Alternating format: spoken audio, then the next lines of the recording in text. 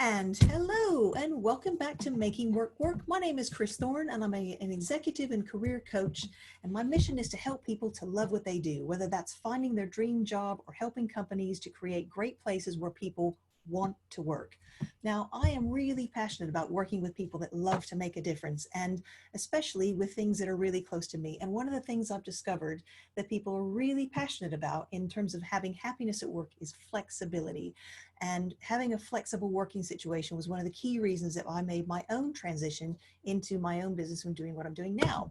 So my guest today, I'm so excited. Her name is Madeleine Cole. She is the founder and director of Venture Business Ltd and creator of two amazing virtual events for flexible working for candidates and HRD directors. Madeleine, welcome. How are you today? Hi, Chris. I'm very well. Thank you very much for having me. Good, good. Well, listen, we were just talking earlier. I mean, this has been a crazy time in lockdown, but I know recently you were saying you've had a chance to kind of get away and have some time out to just kind of, recoup and reflect and everything. And you've gone on holiday. I mean, what was that like? Yeah, I think it's really important actually, partly because we're all currently working from home, ignoring our children, and mine are very little, so they needed a bit of time where I was actually dedicated and doing things with them. And I think just for you as well, I think that one of the issues, which I'm sure we'll talk about later, of being a flex worker is overproductivity. So the chance to kind of really down tools, switch off and clear your mind and come back energized. Yeah, that's right. I mean, what sort of things do you love to do when you're not working? Ponies. So anybody that knows me knows that we are completely horse mad. So I've got two little girls, they're 4 and 6, and they both have a pony each. They're very lucky. And then I've got my old show jumper that I very rarely get time to get on now. So I occasionally get on him and drag the children around the countryside, and that's our weekends. Oh, amazing. Hot pursuit with their dad, who's not so keen. Well, but as long as you have a second pair of hands there, that's always good, isn't it? Oh, well, listen, Madeleine, so because we spoke before, and I just wanted to kind of take you back a little bit, if you'd kind of share with my listeners here about how you got started, because like a lot of people, you started off, you had, a career doing, I'm trying to remember, you were in events management or something, weren't you? And then baby came along. And there was kind of that moment. I think there's kind of a moment that sort of happens for all of us when we realize that we need to make a change. And there was kind of a defining moment. And then from there, you decided to start your own business. Can you just kind of share that story with us? Yeah, of course. So I worked for one of the great big exhibition organisers. They've been bought now, but they're one of the biggest in the world. And I worked on a security event. And at the time, with a brilliant team, and I loved it, and kind of did what most people do before you have any other pressures outside of work, and worked long hours and wanted to be completely involved, very career driven, very ambitious, still am. But I then had my first child, and I was actually signed off sick with her. I wasn't very well. I had depression, and I had something called SPD, which I won't kind of go into detail about, but it's a muscle thing that means it's very hard to move. And so I was signed off. So I think straight away from that point, I felt like I was out the game, I was out the loop, and I was potentially missing out on things I should be doing, losing my skills, which now I know is not a thing. But at the time, I felt kind of the pressure, not from my team, but myself, to get back quickly. So when I spoke to my I think it was the guy above my boss at the time about returning, he said to me, I can come back and I can work however I want to work, which was then kind of pioneered by my then boss, who was a fantastic guy, who basically said, look, tell me how you want to work and we'll make that happen, which was unheard of as well in the events industry. Is notoriously kind of blood, sweat and tears. And they were really, really supportive. But I felt, as the only flex worker, that there was kind of always an expectation that I would eventually go back to 5 days. Whether that was real or imagined, I'm not sure. But I think I was only 25 when I had my first. And I think you feel the pressure, and you kind of, you put it on yourself, and you kind of, anything outside of the norm in a working environment, you feel like you need to get back to some sort of what is perceived as normal in the workplace, or was then. And I remember being in London, I was breastfeeding, I was struggling to get back to her. It was one of the few times I went into London, because I was lucky to negotiate 3 days a week work from home. And as I said, very, very, really supportive boss. But I remember thinking, I've got to get back, I've got to feed the baby, my boobs are going to leak, I'm in a meeting full of blokes, I don't know what to do. And they were fantastic. I think I remember having a very honest conversation with a room full of people about it. But I think for me, it was a stressful time. That at another point, I dropped her off at childminders, and I spun my car in the snow, and I just thought, I can't do this. I can't be away from her like this. I mean, 5 months is so little to leave a baby anyway, I think, or I felt like that. Not with your partner, sure. or your mother, or, you know, somebody very close to you. So I made the decision to kind of go it alone and do my own thing. So I set up Venture Business, which essentially was me initially, as an outsourced salesperson, so doing what I used to do, selling events, but for other people's products. And it grew. So we're now a team of 12. We've got a mixture of employees and contractors, and we work for some of the biggest organisers in the world, and we sell all sorts of different media, and the entire team work flexibly. So we don't have a single person that is a typical 5 days a week office space. In fact, we've got rid of the office because we don't use it. So yeah, that's grown organically. The work's come in organically, the team grew organically. And as I did that, other people started to approach me to say, how do I get a flexible job? You know, I've had children, or I'm looking after a parent, or, you know, I just want to pursue my hobby of whatever it might be, and I want to work flexibly. I don't know how to do that, which is how the idea of the Flexpo event series was born. So we launched last year the first Flexpo face-to-face event, and the idea of that event is to connect talented people that want to return or want to continue to work without hitting a glass ceiling, with an employer or an opportunity that enables them to do so in a flexible way. Gosh, wow. And I mean, and I remember you telling me, and this, I thought this was I think this is real testament, was that, you know, you said that I didn't have to recruit anybody. They heard about what I was doing and they approached me and they said, look, can I work with you? Can I, you know, because they love the sound of what you were doing. They love the fact that they could work flexibly as well.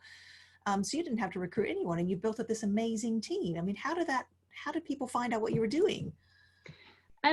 So word of mouth, I think, and because I've worked in media for such a long time, we actually did really well from maternity leavers, that people would leave, have a baby, and then say, Mad, I don't want to go back. I don't want to be in London. I want to continue doing what I'm doing. I don't want to, you know, stall in terms of my career. Can I do it with you? So initially, you know, we ended up with an awful lot of women on the team. And then I think as my network grew and as people kind of heard about it, then it became friends of friends. And now we've actually got a really even split of men and women on the team.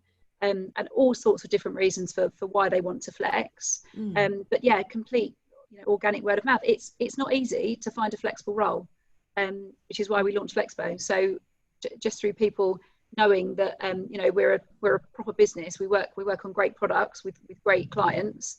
They wanted to retain their skill set, continue to grow in their career. So they joined us, which was great for us. Oh, amazing. And I mean, this was the other thing that impressed me, is that you have such a wide variety of different kinds. I've got to read this because I've got to remember them all. Is that you have, so you've got part-time flex, you've got job shares, you've got obviously remote working, condensed hours, 4-day. I mean, you do anything and everything you need, I think, to create a flexible situation that suits that individual. How on earth does that work from a managing point of view? Because I'm sure a lot of managers going, what, you know, they could just barely get their heads around the idea of, you know, people coming in an hour late or leaving an hour early or something like that. I mean, yeah, and you know, we have had the odd. I mean, I don't. It doesn't even. If you'd said to me what sorts of different types of flexible working do you have, I would have had to sit down and think about naming them, if you like, because we don't kind of take that attitude. We take the attitude of, this is the project, this is what we need to deliver. Which skills have we got that can deliver that, and how can that person work? So some projects we won't put some people on because actually, you know, they want to do school hours only, or they want to do evenings, or, you know, so we match the right person to the right project. And also we are a small team in that there's 10 of us currently, 10 or 12, I've lost track, 10 or 12 of us, but actually, I mean, one of our sponsors at Flexpo, Financial Services Compensation Scheme, David always talks about this, because they're a relatively small company. They're 200 employees, and they've really made flex. I mean, they're phenomenal, the work that they've done. And he kind of gets frustrated when the multi-thousand organisations say, well, it's easy for you because you're small. It's not true, is it? Everything is small. Everything is, you can break everything down. You know, just pick a team and trial it, and pick a small team, pick a team of 10, or pick a team of 3, or do whatever you want to do. But actually, as long as you have the right culture and the right management structure, and you trust everybody, and each team then manages itself, or, you know, is managed by a manager, you should be able to roll that across any organisation of any size. And we've got other sponsors that are proving that. So Sir Robert McAlpine are a massive, I think they've got 2,000 employers, and they offer flex working, and they believe in flex for all, and they're actually rolling it out onto construction sites, which is an absolute nightmare to manage, but they've done it. They've proven it successful. Yeah. That's I was gonna say that's an interesting story, because that's something I haven't heard of before, to be honest. I've tended to think of flexible working in terms of like an office based or a shift based job. Yeah, that's fascinating. Well, that's one of the biggest challenges, and I mean the NHS made headlines. I've lost track of the years because of the pandemic. It may well have been last year that they did this, not this year. Right. But they employed a head of flexible working to do exactly that. So to look at how they can employ flexible working with frontline staff. I mean, given what's going on currently, that's probably not their biggest priority. But yeah, they're so committed to making that happen. And if you think about doctors and nurses, that's a logistical nightmare potentially, but they believe that it can be done. So that they believe in it so much that they've employed somebody to look at that particular role. A really inspirational person that's currently looking at how that would work. But yeah, there's certain roles that people assume can't be done flexibly, and we don't believe that that's true. We believe that any role can be done in any way. Sorry, not in any way, but any role can be flexed. It just depends how you flex that role. So actually you need to look at the people that you've got, what you need to deliver, and then match people accordingly. And it sounds like it really starts with the attitude, doesn't it? Because and trust obviously underpins, I think, most of it. And I think that's kind of the ethos really of even what you're trying to do with helping these organizations to embed flexible working, is that you need to have a culture of high trust, don't you? Yes. Yeah, 100%. And actually we talk about high trust cultures more than we talk about anything else. And I mean, I'm quite happy to admit that when we first launched Venture, we went about it the wrong way, that we didn't put enough value on a high trust culture, probably because of the industry that we operate in, which is still very much metric based. So things like numbers of dials out, numbers of meetings, that kind of thing. And that's the way that I was kind of trained, and how managers are trained, and how I kind of grew up. And it's probably taken us we're 6 years old, and I'd say probably about 3 years ago we dropped that and we moved away from that. And that was a real leap of faith, because our clients would take us on and then go, well, what do you mean they work remotely? Well, how do you know they're doing the work about our team? So we believed in it, but we then had to justify it to our clients. So we almost kind of, were nervous of dropping the metrics and just having enough faith in our own ability to deliver. And now we're there, now we're leaps and bounds in front of that. We've got a really high trust culture. But what really helped me with that actually was speaking to one of our sponsors. Again, it was David, talking about what does trust mean? And actually Ursula, our head of content, who I think you're interviewing later on in the series, that's right, she kind of really broke it down for me. And trust is made up of lots of different brackets, if you like. So things like accountability, integrity, reliability, kind of doing what you say you're going to do, being the person to come to you and say, I'm not going to hit that target, these are the reasons why, here's how I think we can improve it. And I really try and push that onto my team. So actually I don't want to know that there's an issue because we've missed a target or we've missed a deadline. I want my team, and I expect my team to come to me and make me aware of that when we can do something to rectify it. So we've, kind of really overhauled how we work and put the onus on the results rather than the kind of, the outcomes, the metrics the outcomes versus the outputs, I think. Yeah, exactly. That outcome, outcomes rather than doing a certain amount of dials. But I mean that has been a work in progress, and I think it takes a while to overhaul a culture. But I mean we're there's absolutely no they leave early, or they get to flex, or I mean I had somebody on my team say, well, they're allowed to work flexibly because they're a mother, and I said, you can work flexibly. Well, I don't know. And I said, well, you've never asked. If you want to work flexibly, work flexibly. There's no issues to that. I don't even need to know your reason. So you do need to kind of stamp out that toxic, they get that because of or that they're not pulling their weight because they leave early, because actually most flex workers go way above and beyond the hours that they should be doing. And I actually think that we're Cognizant did a load of research around what the future looks like, and it's not about people having a set job description. It's about people having a project description and delivering on a mission or a project, rather than your job is to do these certain movements every single day, because actually people align themselves far more closely with their values to something that they really believe in, that they can really own, rather than a tick box exercise of turning up at the same place every day because you're paid to do that. Gosh, and you raised so many fantastic points. I'm just thinking as well, because and I definitely know what you're saying in terms of the remote working, people doing far more. Because I remember when I used to work remotely myself with some of my previous roles. I mean, yeah, you'd find that, you started earlier because you could. You thought, oh, I'll start earlier, then finish early. Then somehow you found yourself like not finishing early. You just kept going.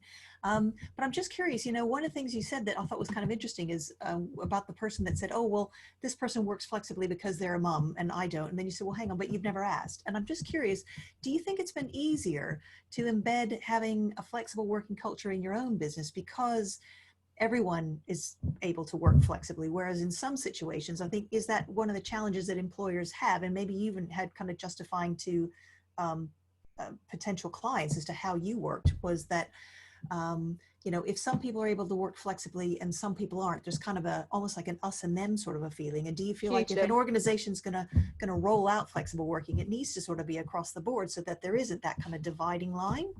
Yeah, absolutely. And so I think two things there really. Firstly, the fact that I flex mean the rest of the team aren't nervous about asking for it or doing it. But also I flex, and if it's a non-work day but it's really important, I'll log on and do it. I then expect that from the rest of the team within the realms of what is achievable. Somebody with a newborn baby that doesn't have any cover, that's slightly different. Yeah. But if they can do that, then I expect them to do that, and they do. And not that it's often, because actually, we structure our time and we structure our weeks in a way that we're respectful of people's time off. Yeah. But secondly, I think where it falls over in an organisation is, and actually this is kind of compounds the issue. It's assumed that women will want to do that when they come back from maternity leave in particular, and then it's also assumed that they won't want the same level of responsibility, and that's why women don't they hit a glass ceiling. They don't manage to accelerate their careers when they come back. So I think there's so many issues with only allowing flexible working for some people. I also think it's really wrong that on a flexible working request application, which everybody can do after I think it's 26 weeks of employment, you have to give your reason, and I think that's really wrong. I think I've seen so many applications, not through me, but we worked with a partner who did a big research piece into exactly that, flexible working requests, and there were things that were allowed because of babies typically, which is right, they should be allowed. But then there was one scenario of a man who wanted to have a Friday off, I believe, so that he could drive to his elderly mother who lived quite some distance away and have fish and chips with her on a Friday because she wasn't well and he could get to see her, and that was really important to him.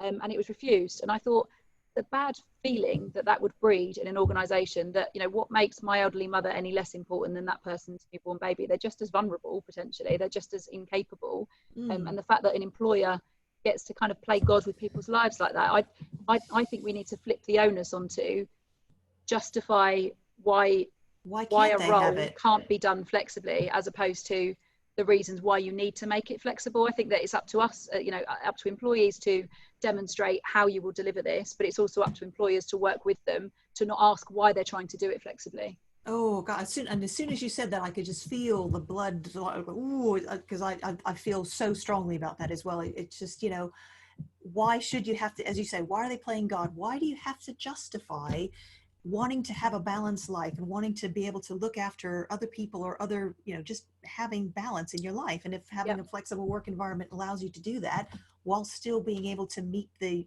the expectations of that job. Yeah, absolutely. Oh my goodness, I can't believe that story, but okay.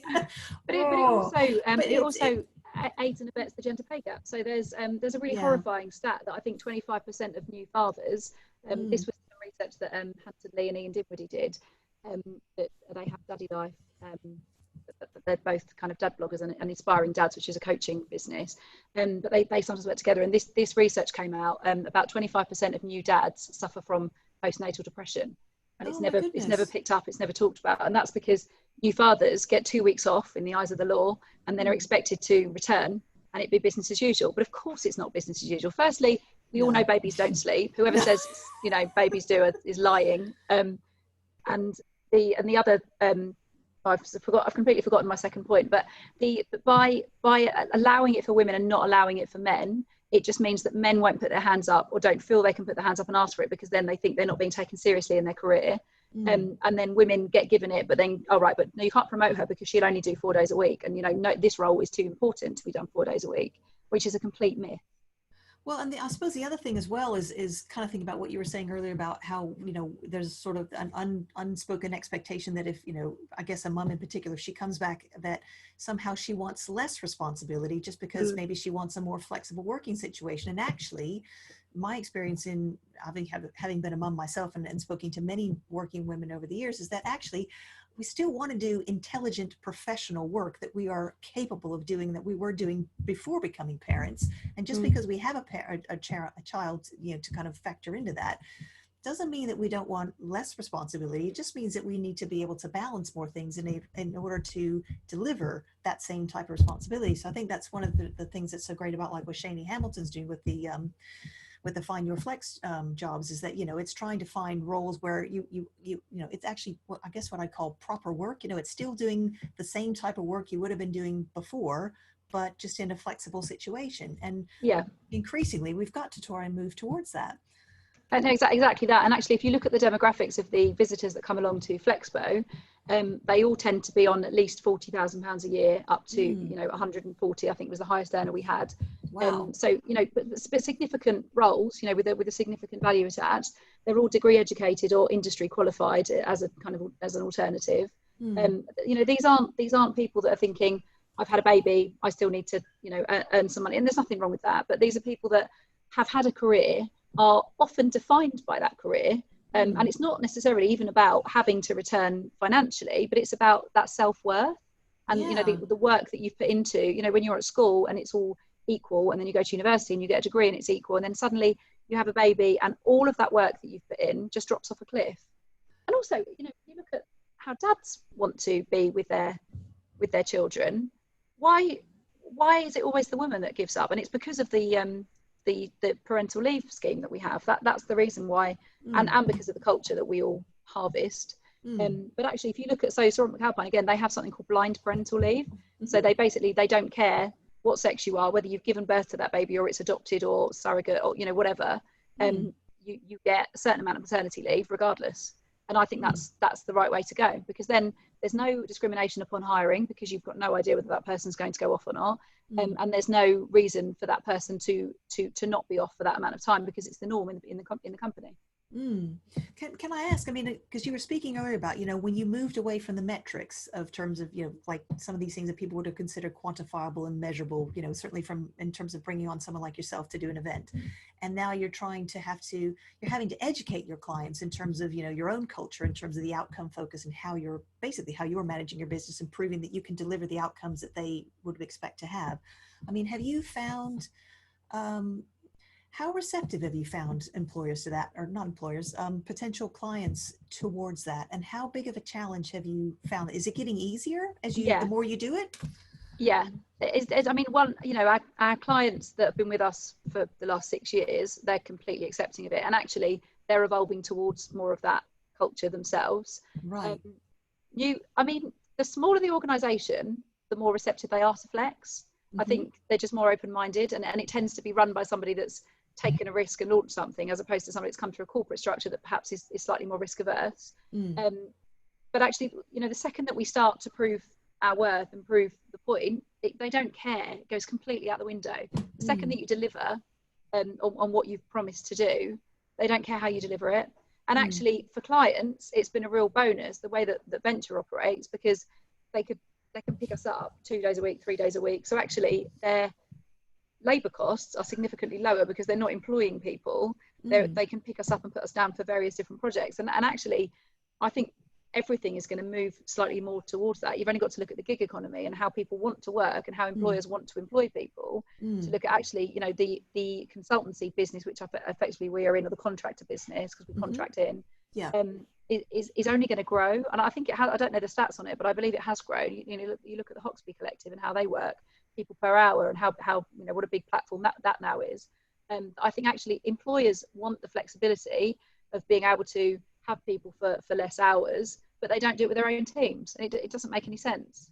And it seems like such a major paradigm shift. I suppose it's probably, I suppose that really in and of itself is kind of the whole, it's a bit of, it's resistance to change, isn't it really, I suppose? Yeah.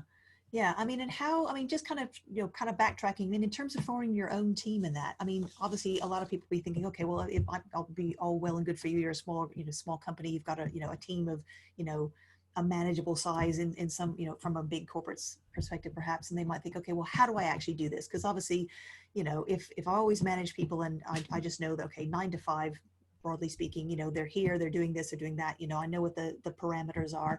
And then all of a sudden I got to be flexible and adaptable and kind of figure out how to make this work. I mean, I suppose then you get into the questions of, okay, how do we make it work? So just kind of thinking about some of the things that you do within your own business that you've made work, because there was loads of, you had masses of stuff, and we talked all the time in terms of, well, in terms of, obviously the key thing it starts with is obviously trust. And presumably, recruiting the right people who have values and ethics that are going to kind of align with yours. But then from there, there's obviously some practicalities, isn't there, that you've put in place that help things work with your team. So, I mean, so we talked about things around email, and time management was a key one, and, a communications charter. Can you kind of touch on some of those? So, I mean, it's really key for us, because obviously we deliver to a client and it's really important. I mean, I think in the first year or the second year, we had a client requested a meeting and we didn't have a single person working on the same day to do that meeting.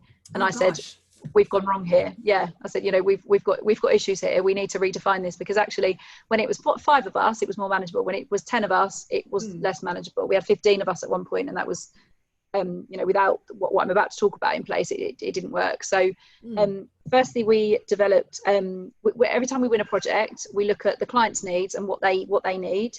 And then, as I mentioned earlier, we match people to that. So for example, if we've got a client that always wants a Monday morning report or a Monday morning weekly discussion, we won't put somebody on it that doesn't work on a Monday. So that's just common sense. And people can't always switch their days that easily, because often there's responsibility reasons why they don't work on a Monday. So it might be childcare, it might be a parent, or whatever reason.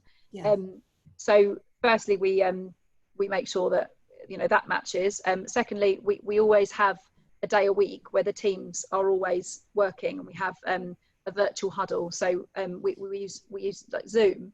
Everybody's kind of, oh my God, Zoom. We've always used Zoom. Yeah, but we've always done it. That's how we communicate. Yeah, I love Zoom. Yeah. So we don't insist that people get together. If we have remote people working remotely, what we avoid is having one person on Zoom and everybody else in a meeting, because that's really awful for the person on Zoom. So if somebody's not going to be there, we tend to, if we've got a Zoom, we tend to have everybody kind of sitting around that. Sorry, that's a child kicking off about something upstairs. That's it, don't worry. My husband is there, I'm not just ignoring it. So essentially we use a team charter, which I stole from Ursula, who you're interviewing later on. Yes. So with a team charter, we basically agree how we're going to work, so how everybody's comfortable, what days work for people, and we agree this project by project, so it's different with each project. Okay, that's good. So if we just have one member of staff on one project, then it's agreed between them and their manager. Right. If we've got 3 or 4 people on a project, then we agree that with them. So that what we basically make sure is that there's enough crossover for collaboration. So it might be that but equally that there's enough coverage for that client, so that they have Monday to Friday cover on that project. So we might do that as a job share with 1 day overlapping. We might do 3 people with 2 days overlapping. It really depends on the project that needs to be delivered. And we always make sure that the manager crosses over with that as well. Yeah, of course. The sales manager's 4 days a week, so we have to make sure that we do that. She does 5 and 4. So we do that. The communications charter was really key. So you and I talked about this earlier. There's so much functionality out there that I would have the team WhatsApp me something, somebody else would email me something, somebody else would Facebook Messenger me something. By the time I got in the office, I've got no idea how they communicated with me and what needs to happen. So we essentially have rules about things. So for example, if something is actionable, it goes on an email, it doesn't go on WhatsApp. If it's kind of interesting, or I've had a great sale, or whatever it might be, that can go on WhatsApp, because that doesn't need a response, although it always gets one.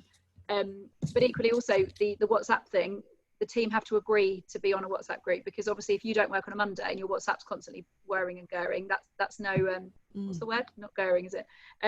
That's that's no downtime. It could be distracting, I suppose. Yeah. Oh, I see. Yeah, because then you don't really kind of shut off. So we essentially kind of agree between each other how we're going to communicate, what we're going to use. So we always use Zoom, we don't use Teams, for example. And we have kind of dedicated, as I mentioned, weekly huddles, weekly touch points, weekly reporting. So although we're not together, we're constantly in communication with each other. And sometimes I'll leave a Zoom window open and the team can kind of drop in and out however they want to. There is some new tech out there that I'm toying with by a company called Worker. There's essentially like an online office, so you could all have your private rooms, but you can go in and talk to each other. So there's stuff out that's there clever, that makes things easier. So yeah, we agree a comms charter, which I stole from Ursula, as I mentioned, which I'll let her, the team charter from Ursula. The comms charter, we were already kind of doing, but I didn't call it that prior to that. We also do things like out of office is an absolute rule. So if you're not working, you need an out of office that points to somebody else. And on email signatures, we're very clear about the fact that we work flexibly. So we've always put it on there, but actually PwC are a flexible exhibitor, and they have something really well written on their email. So I did ask them if I could steal that from them, and we have borrow it. Yes, absolutely. Yeah. Well, and that's very smart to sort of specify. Okay, this communication channel is for this purpose, and this. Yeah. I mean, I haven't heard that. That's a good idea. Yeah. And we use subject lines as well. So because I get copied into all sorts, and actually for me it's quite frustrating because I've got a lot of work to do, and I'll kind of get into 20 emails, all of which are relevant to me. So we now use subject lines. So if it's an action required, you have to put action and the people's initials of who needs to action something. If it's an FYI, that person's initials, because then they can think, right, I'll read that later. Or if this is action, I'll deal with them first. I'll prioritize that so that everybody's using their time effectively, because often with flex workers you tend to time chunk as well. So we want to make sure that if clients using time, if we're on the client's dollar, we're using that effectively. So out of offices that clearly state when you're back in and who you can contact in the meantime, and then email signatures that say I work flexibly, here are my hours. If I contact you outside of your own working hours, I don't expect a response, because I think as a general courtesy, it's important if you send an email at 11 o'clock at night that the other person doesn't feel they have to respond to that. And that, I think that's the norm now, especially in the pandemic. We use video call way more than we use anything else. So if we want to speak to somebody, video is the first port of call rather than a call or a WhatsApp, because I think it's really important to get that FaceTime with each other. Definitely. And then we get together on that note. So we do every 6 months we'll pick a specific topic and we'll get together and we'll train on that topic. So it might be psychometric, like profiling, which we use in sales. It might be, I don't know, something negotiation training or something like that, but we use it as kind of a bit of a jolly. So we might do an overnight somewhere where we'll get together and eat. We get together anyway. We have company barbecues. We go to the Polo once a year when it's not a pandemic. So we may which hopefully it will be soon. Bring back the Polo. So we try and kind of get together as much as we can as well. And we also go and work in clients' offices. So if we're working with a client, we might do a day a week in their offices or with their team, or whatever that might be. And we agree that with the client. So it's like complete flexibility. It obviously must require a really good head for organization and details and mapping things out and keeping track of things. And what sort of tools and technology do you use for something like that? Because there's so many options out there, aren't there? Yeah, there is. We're really basic. We use Excel, and we're not very good at Excel, but we use it. So as long as a project is set up properly and you have the weekly reports in, who's working on what, and it's set up properly at the start, it doesn't really need to be any more complicated than that. And I think that's why it's important to kind of break it down into specific teams as well. So if you have a team of 100, it's important that your manager of each 15 people takes responsibility for that, because otherwise it gets confusing, and then those managers each other. Because if you've got one department that decides they're going to trial a 4-day week and another department that's going to do a 5-day week, and they have to work with each other, that's not going to work. So I think each manager has to take accountability for their team, but then across departments the managers then need to discuss with each other whether that then works. I think it's all about communicating, and it's also about assuming that people want to do the very best they can. And I think also as well, it's also about giving people a sense of empowerment and responsibility, isn't it? That obviously there is some onus on them, isn't there, in terms of communicating with you if something's going to get in the way of meeting a deadline, or if there's something they need to juggle around, but also, people want to work that way, don't they? They want the autonomy, they want the control, they want to feel trusted, don't they, that they're not being micromanaged in that. And do you find that most people want that, or do you still find there's some people that want a slight degree of someone kind of checking in or looking over their shoulder every now and again? Yeah, that's a really good question. So, our team aren't left to their own devices. We're all kind of very close knit, especially as a sales team, because there's a lot of, I've had a bad day or I've had a great day that goes on in sales. Oh yeah. But you know, some of our team, when we got rid of call reporting, went, oh, but I really like the fact that you know that I've done more dials than everybody else today, or I've done, you know, whatever. And that's the kind of sales competitiveness, but it's also about them being able to justify what they do. So we kind of had to almost retrain some of the team to go, yeah, and that's great, but actually what we really care about is that you've smashed your targets, or you know, you've gone over and above with this, and we can see that because of this. So it was just about reframing people's minds. And I think you're going to speak to Paul, aren't you, at Diary Detox? Yeah. He does some really interesting stuff around the management piece, all about, you know, we've trained managers to micromanage and to manage via presenteeism. So now we need to retrain managers. It's not managers' fault that they run a mile from flex. That's because they've not been equipped with the right skill sets to be able to do it. Do it. Yeah. So it's about retraining them. Yeah. So tell. I was gonna say, because obviously, yes, I'm gonna have a chat with Paul here in a couple of weeks. So tell us what is Diary Detox and how do you guys use it? Oh yes, so yeah, I'm giving away all Paul's secrets. No, so broad sneak previews. People go, oh, I want to know more about that.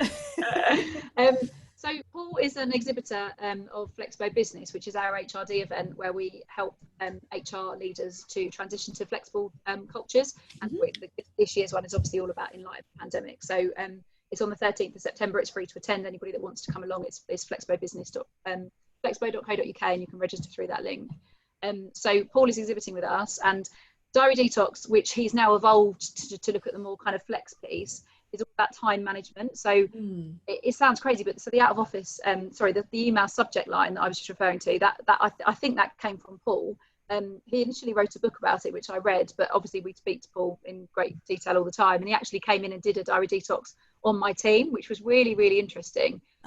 So just getting people to look at how they think they use their time. So Paul has a system whereby you color code. He's probably going to look at this and go, that's not what it does, man. But this is how we use it. But I'm getting familiar, sort of red, green, blue, different colors for different sort of behaviors. Yeah, exactly that. Yeah. So he effectively gets you to do an exercise where you go through your diary and kind of color code the best use of your time, and then look at within your role, is that what you should be doing? But I think what it does, and I mean, I'm certainly more protective of my time now, having gone through that process, is it makes you aware of wasting time, and I got the team to do it just out of kind of idle curiosity for them. You know, if they can get their work done in 5 hours in a day, then do it in 5 hours a day. Don't do it in 7. You know, like as long as they're overachieving what they need to, or achieving what they need to do, then that's great. And with this whole, you need to sit at your desk for 8 hours a day is so archaic from the Industrial Revolution. 8 hours work, 8 hours play, 8 hours sleep. That was made for men when women stayed at home. And it doesn't guarantee that people will be productive, does it? Because and also work kind of expands to fill the amount of time we give it, doesn't it? So if we say it's going to take 8 hours, but actually if you said, well, no, it's going to take 5 hours, and suddenly you find that it takes 5 hours, don't you? Exactly that. So Paul's whole kind of process is that if something is worth doing, you diarise it, and it makes the cut, and it goes in your diary, and you colour code it. Certain colours you don't move because they're really important. Other colours you can move. And it's basically a way of kind of reprioritising your diary. But what's so interesting about how Paul's done it is effectively by doing this process, every organisation he's done it with, he's given them back a day a week.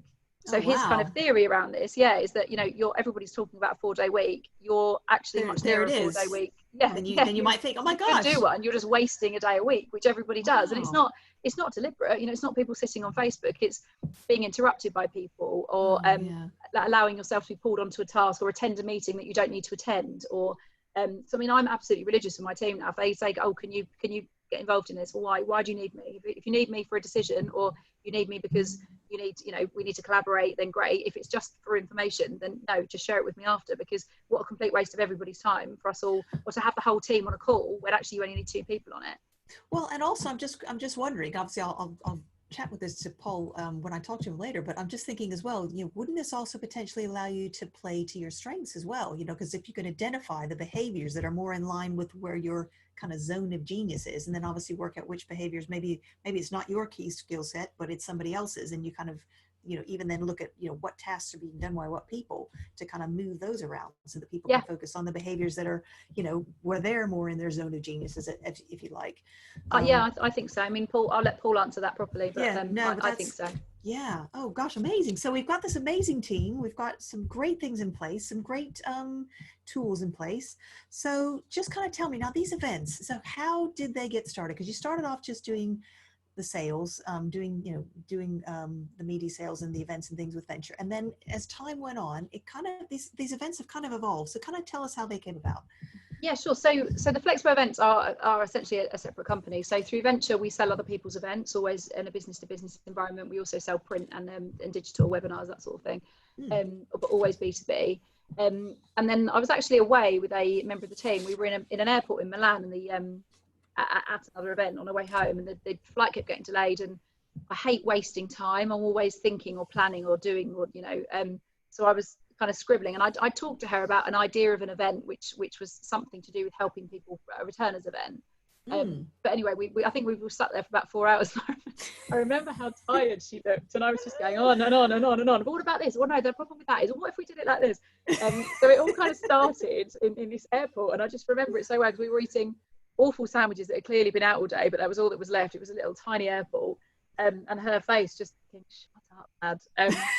But yeah, but this, we kind of, I got with, the back of a fag packet, if I'd have had one at the time, or the back of something. Back of a napkin, yeah. Yeah, I'd kind of scribbled out what I thought Flexpo could be. And that was about 3 years ago. So we ran the first event last year. So, it took a while to kind of evolve into what it then became. But we've garnered so much support. So initially Flexpo was a candidate, or is a candidate event. So the candidate event's November. Again, the same people want to register for it is flexpo.co.uk. And it's Flexpo Digital is the candidate event. So that event, basically we offer free content. So we cover things like how to negotiate a flexible return, what to do if your flexible working request is rejected, how to avoid hitting a glass ceiling, how to manage other people on your team when you're a flex worker and they're not. So all sorts of different topics like that. We have some phenomenal speakers, and it's, as I said, free to attend, free content. So the conference sits in the middle of the show floor. And then our exhibitors are all either employers, who I mentioned before. So Sir Robert McAlpine supported us from the first, as did Financial Services Compensation Scheme. Last year we had Barclays, we had Thales, we had Allianz Insurance, to name a few. So brands that really want to attract talent and are prepared to offer flexible working as a result, we offer flex, come and work with us. So they exhibited to kind of showcase the job roles that they had available and return schemes that they may or may not have offered. And then we also have other opportunities. So things like franchise opportunities. We've got a great exhibitor called Get Ahead VA. That's a big franchise network opportunity. Tech Pixies, that's all about upskilling, retraining. So lots of kind of different, if it's not an actual role, then it's an opportunity to create your own flexible opportunity. Career coaches, so a real kind of mismatch. We have a CV clinic. So this year it's gone digital because of the pandemic. So it was supposed to be at Olympia, and we've now moved it onto a digital platform. So exactly the same. So free content, and then some great exhibitors. And you can video chat, you can chat with other delegates, you can sit on all the sessions. So really the opportunity for people that recognise that they need to return to somewhere other than where they left, or want to change their current kind of career and look for something else and upskill and retrain, or find another employer. So the reason that we then launched the HRD event was when we ran the first Flexpo last year, we were really surprised by how many HR professionals subscribed. We had about 30% HR professionals. Oh, wow, that's telling you something, so we isn't were, it? Well, yeah, and we kind of were ringing them and saying, why are you visiting exhibit? If you see the benefits of flexible working and talent attraction, then take a stand, be involved. And the resounding response was, we understand that this is the future. We understand that in order to attract a future talent pool and keep the staff that we've got, we need to be offer flexible working. We have got no idea how to do that and how to make it work. So they were coming along to kind of learn from the event, but obviously the content wasn't geared towards them at all. So we launched, we planned to launch an event in May, which obviously we had to can because of the pandemic. So the event is now running, as I mentioned earlier, September the 16th. I was going to say coming up soon, and I'll excuse me, I'll put the details for the links for both of these events. Oh, obviously, thank you. when we post this, yeah, because there's super stuff. Yeah. So again, free to attend, but we're looking at things like case studies of other organisations, of how they've managed it. So we've got Sir Robert McAlpine looking at how they've done that on site. We look at why flex is so key to inclusion and the future of inclusion. We're looking at the future of leadership. So why actually the pandemic has showed us that you need to be human centric in order to kind of get through and keep your staff. Goodness me, there's so many. Well-being, we're looking at the topic of well-being around flexible working as well. And next year there's going to be a huge fallout from how stressed everybody's been this year. Oh, absolutely, yeah. The future of HR and how they need to empower and embed the right skill sets in their own teams to make flex work. oh goodness, equality, future workspaces, technology needed. So all these different topics. And then we've got some great exhibitors that then provide solutions to support the transition to a All flexible. these different things. Oh, Yeah. amazing. Yeah. So yeah, we're very excited. Thank you. And we've got great tech to run it on. So it's kind of like walking into a virtual, it's a bit like a game of Sims. Like you walk in, you can walk around the stand, you can video chat with people, you can download Wow. white papers and content, you can Oh my ask questions goodness. in the session. So yeah, really, it's really cool. That's going to be really amazing. And I just don't want to miss that for sure, obviously. Oh, God, that's great. I mean, can I ask you, because, when I was having, because I chatted with Heather Deland, who I know you know recently, Yeah. and we were saying that, or she was saying that, one of the things that we seem to be kind of running across is that, people in HR, I mean, they get this, they're excited, they really want to build a progressive workplace. And, for the most part, they're on board with flexible working, and hopefully a lot of senior leaders are starting to kind of follow suit. And what they're finding is that, the resistance, it kind of comes down to, it's the guys on the ground, isn't it? It's those line managers that have to make it work and make it happen. And they tend to be the ones that just say, nope, can't do it, because they just can't see how to sort of make it work. And I mean, I'm just curious, I mean, how do you kind of see events like this maybe helping change that? I mean, do you think this is a case of we just need to go in and really equip line managers and train them with the skills and the abilities to actually be able to do this, so that they can see obviously how to make it work? And, or, is this more of an attitude issue really, in terms of just kind of getting people to kind of almost change their minds a little bit about it? I do think it's cultural more so than training. I think training is important, obviously, but firstly, when we touched upon this earlier, but having a C-suite leader, so you need somebody at the top doing it, because that makes it acceptable for other people to do it. But also to kind of call out the naysayers. So the people that go, oh, leaving early, for the people that have their contractors that they stop at 3, to not allow that, to nip that in the bud, to work on high trust, to work on the kind of the culture of everybody's trying to do their best here. And also I think to push down through the ranks, that we're no longer, these aren't the reports that I want anymore. I want these reports which are looking at outcome, not output. So I think, I think the culture piece really is the biggest piece, and that's the bit that's probably hardest to achieve. And that's why I think it's got to come from your leaders, from your most senior staff, and it's got to kind of be assumed that.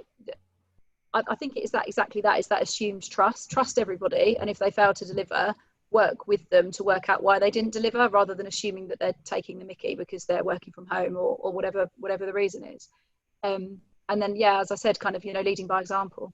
I mean, and like with the outcomes in particular, because that's a bit of a paradigm shift as well. Because if you're talking about shifting how we do reporting, even because depending upon the outcome, some of them may be more easily quantified than others. So for example, I mean, if I have a project and I have a deadline, clearly I can check if someone's produced a piece of work, or we've hit a deadline, or we've done some. But some jobs, it's not quite so easy to quantify them in an outcome sense. I mean, have you encountered any of that with your own team, or do you think most jobs can be kind of looked at in a way that we can kind of extract outcomes?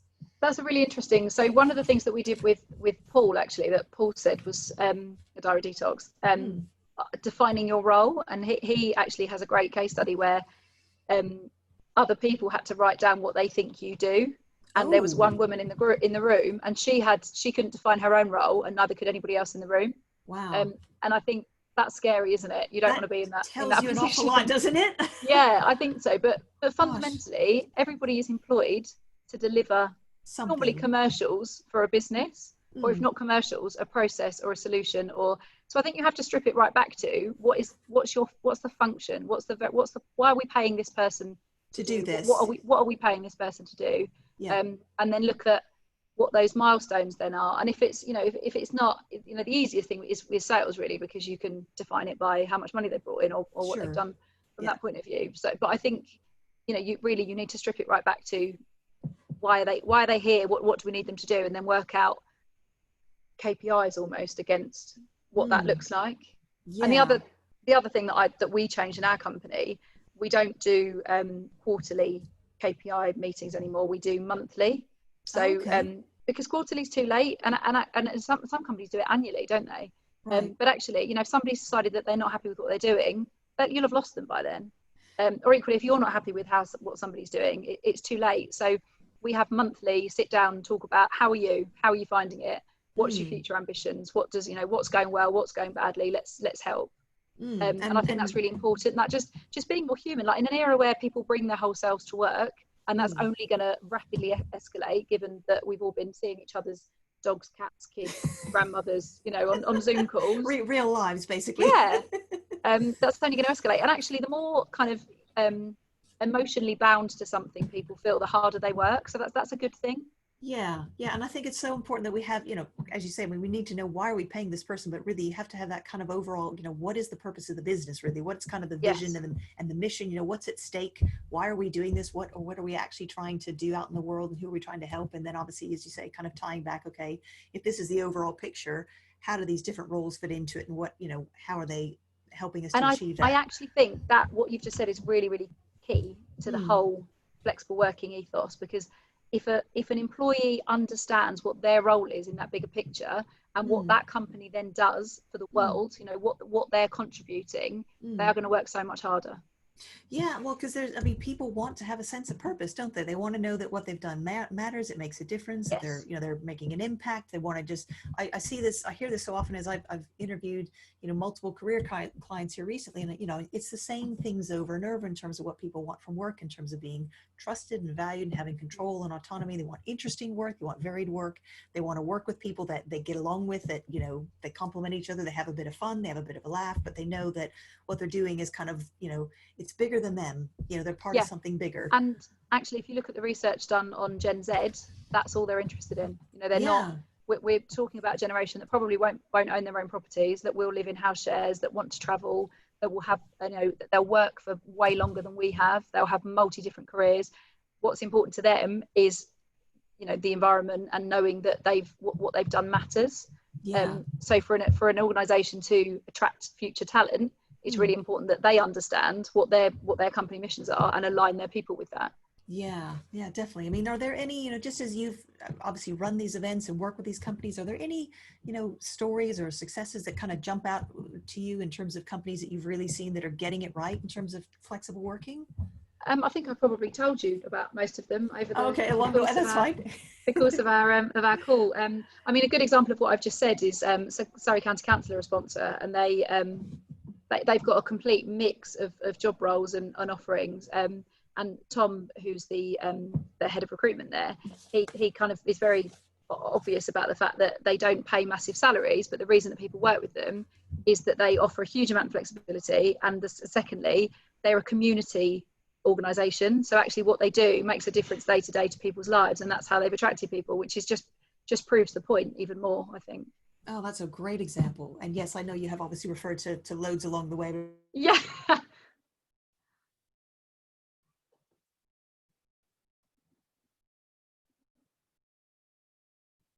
think we've frozen Chris. You give them as a start? Obviously, come to the event. I mean, that's clearly got to be the first piece of advice I would give them. But just what else would you tell them in terms of how they might approach, finding a flexible role? Sorry, Chris, you froze, so I didn't understand. I didn't hear the first part of that question. Oh, sorry. What a job where they could have more flexibility? You froze again. Sorry. Can you hear me? Yes, sorry. How much? I'll just say that question again, because we seem to be having some Zoom issues. So if I was a person out there and I'm trying to find a role where I can have some flexibility, what piece of advice would you give me? It's hard, isn't it? It is really hard to find a role. So firstly, obviously, come to Flexpo. Secondly, register with all of the different job boards and consultancies out there, because they've got really good ins into different organisations. I think you need to be very, very clear in what you want to do from a career perspective, what skills you've got to offer, and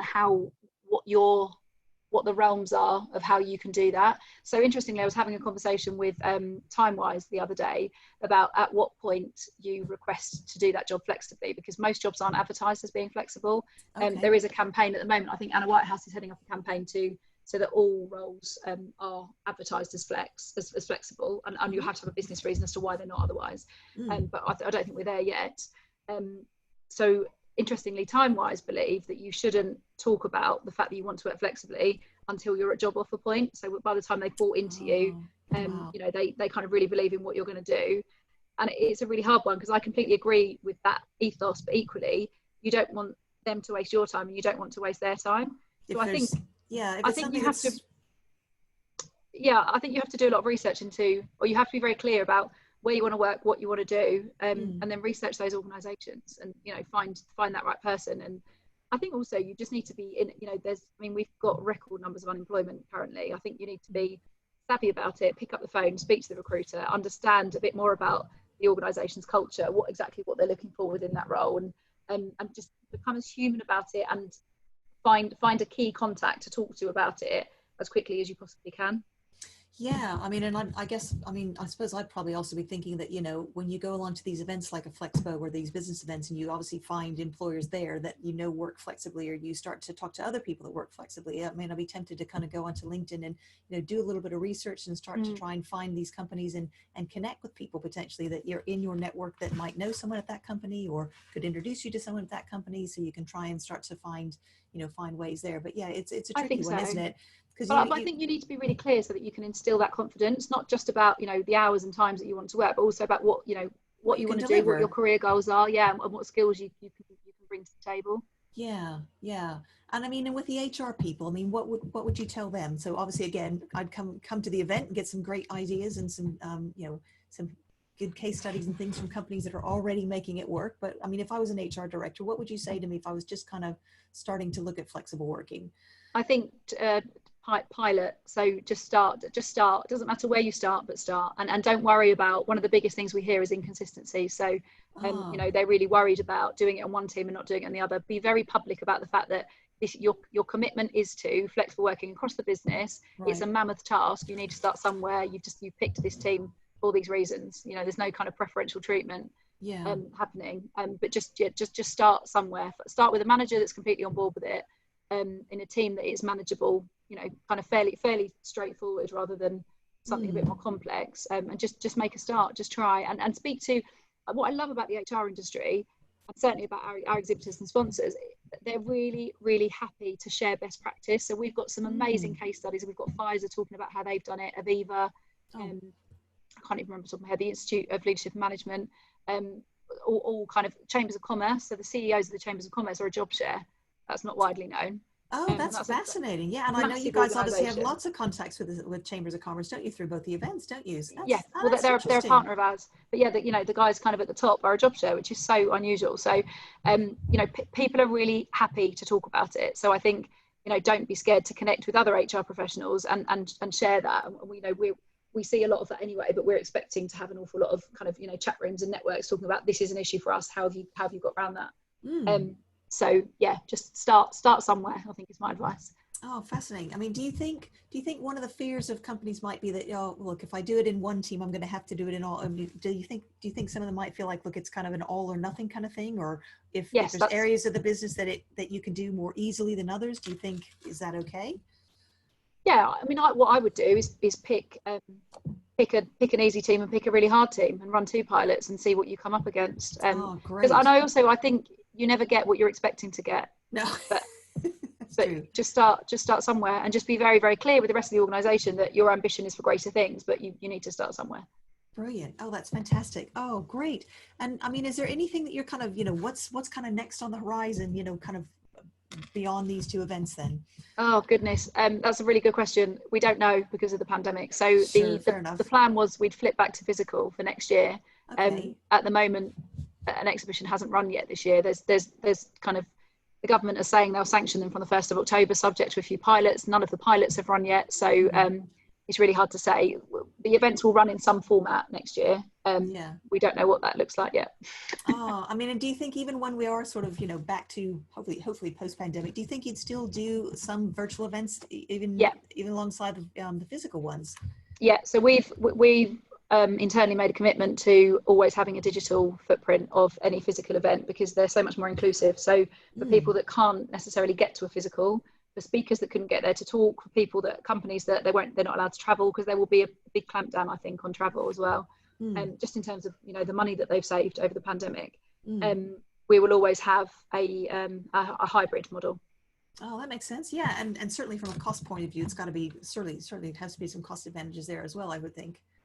For us or for the Well, exhibitors? for both, I should think as well, isn't it? Because obviously you don't have those associated, costs of hiring the venue and people traveling and so forth. Yeah, so yeah, I mean, from an exhibitor perspective, they obviously don't have the cost of stand build, of keeping their teams there, of accommodation. Same for us. Having said that, the technology is quite an investment to get something like that off the ground. Oh, Um, good. so yeah, we plan to do both. Excellent. And is there anything that surprised you about kind of pulling together these events? Um, Yeah, yes. I mean, a few things. Firstly, it's really hard on the speaker side. I think because there's so much flexibility around how you can get people together, it's much harder to pin people down than it was with a physical. I Oh, think with a physical, because everybody wrote off, a day's traveling and a day there, mm, you had them all day and it was much easier. right. Um, with the I think the level of reporting has blown me away. Like the benefits of running a digital, the networking functionality, Mm, it's so much better than I kind of thought it would be. And we've looked at things like this before, mm. but actually, to be able to do this through a platform and people be able to log in at any point. It's also all hosted, so we're hosting our events for a whole month. So for people to be able to dip in and out, I think Oh, that's really wow. powerful. Oh, that's fantastic. Oh my gosh. Well, this is great. Oh, well, listen, Madeleine, thank you so much for your time and your insights today. I mean, this is absolute gold. And I will make sure that I post all the links to both the Flexpo and the Flexpo excuse me, tongue tie there, the digital event, sorry, in the replay for the interview. So, and if people want to know more about you and where they can get in touch with you, I know you're obviously on LinkedIn. Is there anywhere else that people could kind of go to seek you out? LinkedIn is probably the best port of call. My email address is on the website as well. But yeah, I'm very happy to chat to anybody that wants to chat. Great. Okay, super stuff. All Thank right. you. You're welcome. Well, listen, thank you so much again. And this wraps up this series week of making flexible work work. And as we said earlier, I will be back next week interviewing Ursula Tavender, who Madeleine works with very closely as well. We'll talk more about that team charter. So don't miss the one next week as well. Thank you again, Madeleine, so much. And Thank we'll see you you. next week. Thank you very much. And